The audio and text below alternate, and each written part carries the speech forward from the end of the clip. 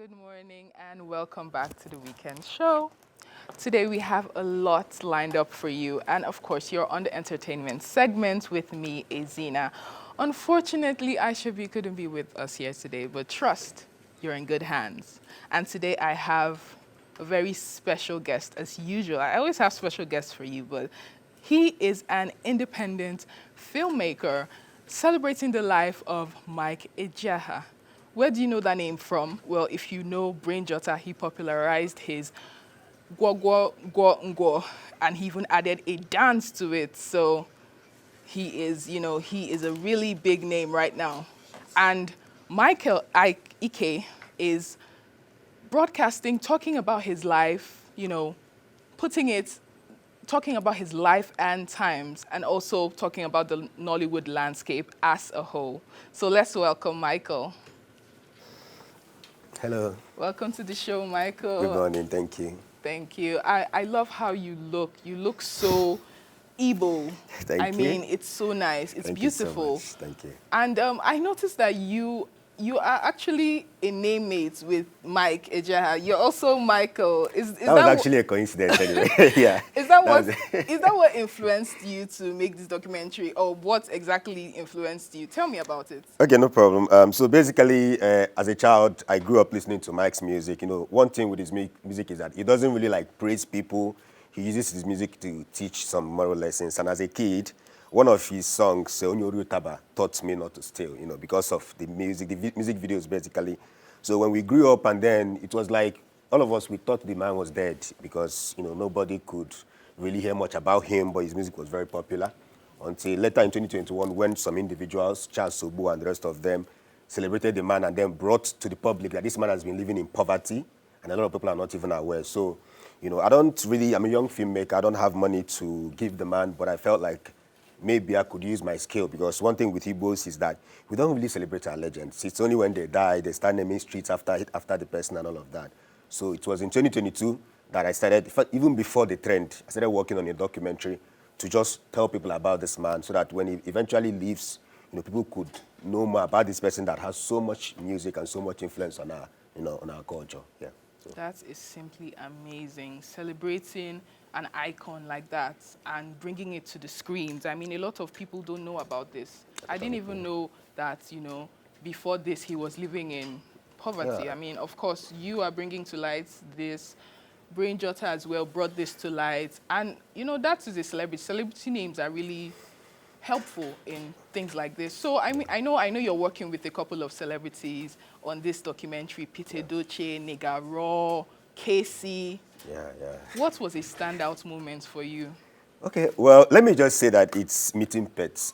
One thing I discovered was that, we've interviewed a couple of people. Mike Ejeagha is someone that influenced so many people.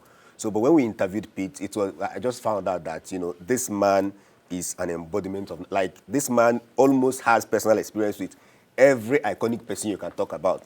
If he tells you the story of his experience with Ojukwu, you'll be like, wow. Yeah. If he tells his experience with somebody like Mike, so the man is just something else. The day we came to his house, he was very, very friendly, unlike what people see on social media, and, that kind of stuff. So He was friendly, and it was just magical for us. And I'm very glad I was able to interview him, because he brought so many perspectives. Like, he told us a lot of stories about Mike that many people are not even aware. And I can't wait for, the world to see it and appreciate the man for his efforts. Honestly, I can't wait as well. I'm so excited to, see the documentary. But, I mean, it must be tough as an independent filmmaker. Yeah. How do you surmount the challenges, and what are even these challenges? Well, basically, of course, just like you said, it's tough. I'm a young filmmaker, and secondly, documentary is not really a money-making venture. So when you pitch the idea to people, invest, be an executive producer, they don't really see it as something that would make money. So it was tough. I think that's basically one of the reasons why it took all this while for it to come out, because from 2022, we've been interviewing, and at a point, we actually finished, but the funds to just go ahead. But luckily, when Brain Jotter did what he did and it became popular, someone was able to, Charles Obu basically, was able to come in and just help with the post-production, and we're able to wrap up the project. So we had that challenge of funds. Secondly, we discovered that Mike Ejeagha is so popular, he has a lot of influence, but there is almost no archival, there's no footage. He worked with NTA, BBC, a lot of these stations in the past, but if you ask them, they will say that fire burnt the station and everything. So, and that's what, terrible. that shows That's that terrible. if we don't tell the story now, then at a point there will be nothing, like absolutely nothing to remember the man. So we lacked a lot of footages, a lot of things to show about some of his past, adventures. But we were Yeah. able to get enough to make the documentary very interesting. Yeah, so that's very cool. I'm happy that you said that. I mean, bringing to light these celebrities, these older generation celebrities who their their discography has basically been wiped out. Almost, I'm telling you. It's Yeah. very sad. But I mean, let's talk about something that's current right now. Of course, I'm sure you know about Netflix Yeah. having some, distancing itself away from the like Nigerian market, Nollywood. And of course, there's also some good things. Funke Akindele has been making it big. She's been getting awards. You see, all of that is happening. What is your view on that? Okay, well, first of all, I would say that I'm very proud of Nollywood. There were times where when you watch a Nollywood movie, you'd be like, Asaba Wood, that kind of stuff. But now we are doing so much, we are growing. So for the Netflix thing, it's not really such a good thing because, what Netflix is doing right now is simply if your film is good enough, they just buy the movie. But it would have really, really been nice that they are funding filmmakers, which was what they were doing when they came into Nigeria. Yeah. But then, I am very sure that something like that happened because this is Nigeria. We like to take advantage of things. Some of our big shots, I guess, when they get huge amount of money to make a film, this is dollar we're talking about. So when you convert it to naira, you can be able to, you can be able to just use some part of the money to film. And then these guys are smart. Yeah. So when they feel like if a particular amount of money is given for you to make a film and you cut it, trust me, you cannot give the exact, quality that you're supposed to give. And I guess that's one of the major things that made them pull out. But for just like you said, we have someone like Funke Akindele who is like, Funke is just making all of us proud, Yeah. making women proud. And of course, we can see that it's a very proud moment for Nollywood because it's not just like Nollywood is getting big, but women can now see that it's not just a man's game anymore. And I love it. I'm a feminist actually. So it's something that, we love to see. And it shows that there's no matter what, Nollywood will definitely, maybe some point, become the biggest industry in the world. I'm very, very happy about it. Yeah. So. And I hope to be one of the person that will be at the top. You will be. Of course, you will be. yeah. I can see it already. Thank you. I can. So tell us about what do viewers do about this, your documentary? When is it premiering? How do they get tickets?